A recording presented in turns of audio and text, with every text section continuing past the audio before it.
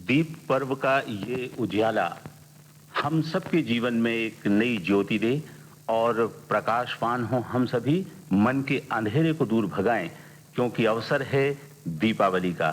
सभी श्रोताओं के लिए हम आपका पत्र कार्यक्रम लेकर उपस्थित हैं। पहले दीपावली की मंगल कामनाएं हमारी ओर से स्वीकारें। सभी को उदित तिवारी और प्रभाकर मोरे की ओर से दीपावली की बहुत बहुत शुभकामनाएं और बधाइयां। तिवारी जी, मेरी ओर से भी आपको दीपावली की बहुत बहुत शुभकामनाएं। और जैसा कि मैं इस प्रोग्राम को जब तैयार कर रहा था, मैंने देखा कि काफी दीपावली की शुभकामनाओं के कार्ड यहाँ पर रखे हैं और बड़ी ही सुंदर तरीके से लोगों ने शुभकामनाएं हम तक पहुंचाई है। हम सारे खत तो शामिल नहीं कर सकते, लेकिन कुछ एक खत हैं जिनके बारे में मैं कहूंगा कि बहुत अच्छी चित्रकारी भी की है। कहीं किसी ने फुलझड़ी बनाई है, अनार निकल रहे हैं और उसमें से कहा है कि आकाशवाणी परिवार को और सभी उद्घोषकों को दीपावली की बहुत बहुत शुभकामनाएं, ये शब्द लिखे पाए हैं। किसी ने शेर लिखा है और जब मैंने ये देखा कि ये इतना प्यार हमसे हमारे श्रोता करते हैं।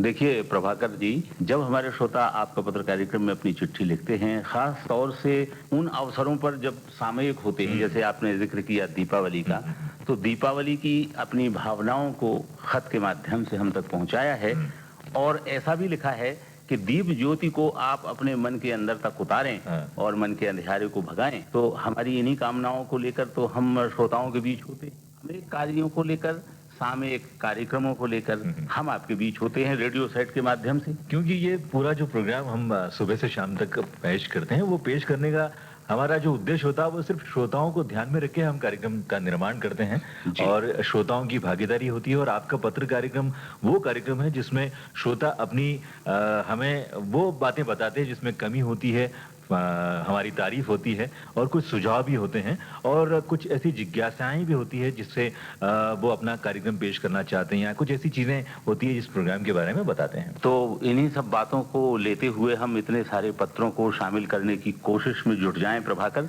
जी। और सबसे पहले जो ये पहला खत आया है ग्राम सेमलिया, जिला रतलाम से। भेजने वाले हैं संजय जैन, सोनू, मोनू, सुमन, आशीष जैन और प्रमीणा जैन। लिखते हैं कि इनका बहुत मनपसंद प्रोग्राम अपना एक हुआ करता था, हेलो आकाशवाणी। जी जी। ये चाहते हैं कि मनपसंद प्रोग्राम जो हेलो आकाशवाणी हुआ करता था कब चालू होगा, कृपया जरूर बताएं। वो हो प्रभाकर, ये बात इन्होंने ऐसी पूछी है जिसके बारे में हम सोच सोच कर, समझ कर, बताते बताते इतना समय व्यतीत कर चुके हैं। लेकिन कहीं भी आधे घंटे का चंक हम कार्यक्रमों के बीच में इस कार्यक्रम के लिए, हेलो आकाशवाणी के लिए उपलब्ध नहीं करा पा रहे हैं। लेकिन भविष्य में हमारी ऐसी योजना है कि हम कहीं ना कहीं किसी कार्यक्रम को चाहे भले कम कर दें, लेकिन हेलो आकाशवाणी कार्यक्रम को रखना शुरू करेंगे। तो आप थोड़ा सा धैर्य रखिएगा। वैसे आपने बहुत धैर्य रखा है जी। और अभी भी बहुत सारे श्रोता इस बात को बार बार लिखते हैं कि हम धैर्य रखते रखते अब हमारा धैर्य छूट रहा है। लेकिन क्या होता है तिवारी जी की खत लिखने के बाद जो फोन इन प्रोग्राम जो सजीव होता है और रिकॉर्डिंग करते हैं और उसको सुनवाते हैं, तो हमारे जो श्रोता अपनी आवाज भी सुनना चाहते हैं और गीत भी सुनना चाहते हैं। तो जो प्रसिद्धि इस प्रोग्राम के जरिए मिलती है उसकी बात ही कुछ और है। और हम बिल्कुल कोशिश करेंगे, जैसा कि तिवारी जी ने बताया, कि जब भी ऐसा चंक मिलता है तो हेलो आकाशवाणी का प्रोग्राम फिर से शुरू होगा। अब अगला पत्र है, लिखने वाले हैं आशीष सकलेचा, बड़ा उदास, जिला रतलाम से। जी जी। आप लिखते हैं कि बुजुर्गों की वर्तमान समय में जो दयनीय हालत है उस पर एक ये आलेख भेजना चाहते हैं और इन्हें क्या करना पड़ेगा ये पूछ रहे हैं। स्वागत है आपका सकलेचा जी। आप अगर इस तरह की कोई वार्ता या आप अपने विचार इस तरह से स्क्रिप्ट के माध्यम से आकाशवाणी तक पहुंचाना चाहते हैं, उसके लिए आप पूरा आलेख तैयार कीजिएगा, लगभग 10-12 मिनट का जी। और हमारे केंद्र पर आपको भेजना होगा। हम पता आपको बता देते हैं। प्रसारण योग्य हुआ तो हम जरूर शामिल करेंगे। बुजुर्गों के कार्यक्रम में हमारा एक कार्यक्रम होता है जी, महीने में एक कार्यक्रम होता है और खास तौर से हम बुजुर्गों की समस्याएं, बुजुर्गों के विचार, और ये प्रोग्राम हम ज्यादातर बुजुर्गों को आमंत्रित करके ही प्रस्तुत करते हैं। लेकिन आप चूंकि इस कार्यक्रम में अपनी वार्ता के माध्यम से अपनी बात कहना चाहते हैं तो पता नोट करें। कार्यक्रम बुजुर्गों के लिए द्वारा केंद्र निदेशक आकाशवाणी, मालवा हाउस, इंदौर 452001। इसी तरह की एक जानकारी भरा एक खत आया है। आकाशवाणी परिवार को इन्होंने दीपावली की शुभकामनाएं दी है। उसके बाद लिखा है कि आप रतलाम से हैं, नरसिंह नाथ मकवाना। आप इंदिरा नगर रतलाम में रहते हैं जी। और मकवाना बंधु हमें हमेशा पत्र लिखते हैं। ये लिखते हैं कि इनके जो भाई है वो मालवी लोकगीत गाते हैं जी। और ये रेडियो पर अपना प्रोग्राम देना चाहते हैं, तो इन्हें क्या करना पड़ेगा? वाह, क्या बात है भाई। देखिए, आपको लोकगीत गाने के लिए आकाशवाणी मौका जरूर देती है, लेकिन उसके पहले कुछ औपचारिकताएं होती हैं। सबसे पहले तो आपको इस स्वर परीक्षण में शामिल होने के लिए यहाँ से आपको एक आवेदन पत्र लेना होगा। आवेदन पत्र भरना होगा। यदि आप मंडली उसमें शामिल करना चाहते हैं तो उस मंडली के सदस्यों के नाम भी लिखने होंगे। फिर आप 300 रुपए का मनी ऑर्डर कीजिए केंद्र निदेशक आकाशवाणी मालवा हाउस इंदौर के नाम। फिर उस मनी ऑर्डर की रसीद अपने आवेदन पत्र के साथ संलग्न कीजिए और उसमें जो चाही गई जगह दी गई है उसमें आप पासपोर्ट साइज की फोटो भी लगाएं और यहाँ पर भेज दें। इसके बाद जब इस केंद्र पर लोकगीतों के ऑडिशंस होंगे तो आपको आमंत्रित किया जाएगा। फिर आपकी परीक्षा होगी और 5 लोकगीत आपको पारंपरिक लिखने होंगे, जिसकी स्क्रिप्ट भी हमारे पास भेजनी होगी। आवेदन पत्र के साथ चाहें तो भेज दें और इसके बाद स्वर परीक्षण होगा। उसमें उत्तीर्ण आप हो गए तो आपको लोकगीत गाने का बिल्कुल मौका मिलेगा। तिवारी जी, हम इनको धन्यवाद देते हैं कि इन्होंने ये बहुत अच्छा खत और बहुत से ऐसे जो हमारे लोकगीत गायक होंगे जो खुद चाहते होंगे इस प्रोग्राम में आने के लिए, उनको भी जानकारी मिल गई होगी। बिल्कुल। एक दूसरी बात मैं ये पूछना चाहता हूँ कि हमारा जो प्रोग्राम है आपका पत्र, ये कितने मिनट का होता है? ये 15 मिनट करीब का होता है। लेकिन हमारे श्रोता जो है वो चाहते हैं कि इस प्रोग्राम का समय बढ़ा के 30 मिनट कर दें।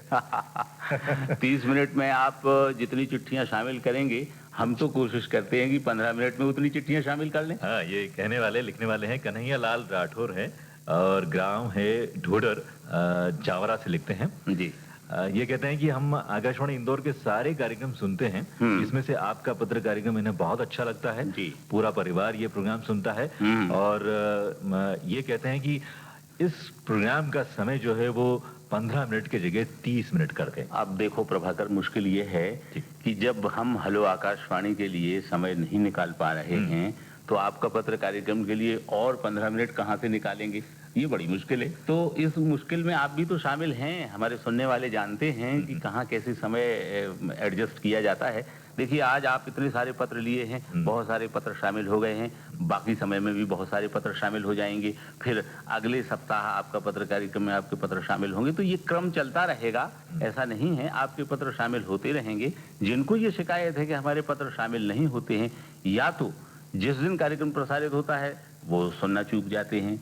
तिवारी जी, अगला खत आया है आक्या जागीर खाचरोद से जितेंद्र विश्वकर्मा जी, बंशीलाल विश्वकर्मा और पांचाल परिवार। अब देखिए, इसी स्थान से जिन श्रोताओं के पत्र आते हैं उनमें मुकेश चंद्र मेहरू हैं, नर्मदा मेहरू हैं, आनंदीलाल राठौड़ हैं। ऐसा ना सोचें कि आप लक्ष्मीकांत मेहरू भी कभी कभी पत्र में लिखा करते हैं कि हमारे पत्र शामिल नहीं होते और हमारी जगह के, मतलब इसी जगह की आक्या जागीर सब ने दीपावली की शुभकामनाएं भेजी हमें, ये खास बात है आज की। तो भाई उस पत्र में भी दीपावली की शुभकामनाएं हैं और इस पत्र में भी शुभकामनाएं दी हैं। और आगे क्या लिखा है ये जरूर बताएं। आगे लिखा है कि इन्होंने युवाणी कार्यक्रम में फोन इन प्रोग्राम सुना था, वो उसका नाम जानना चाहते हैं और कहते हैं कि इस कार्यक्रम का भी समय अगर बढ़ा दें तो गीत सुनने में ज्यादा अच्छा लगेगा।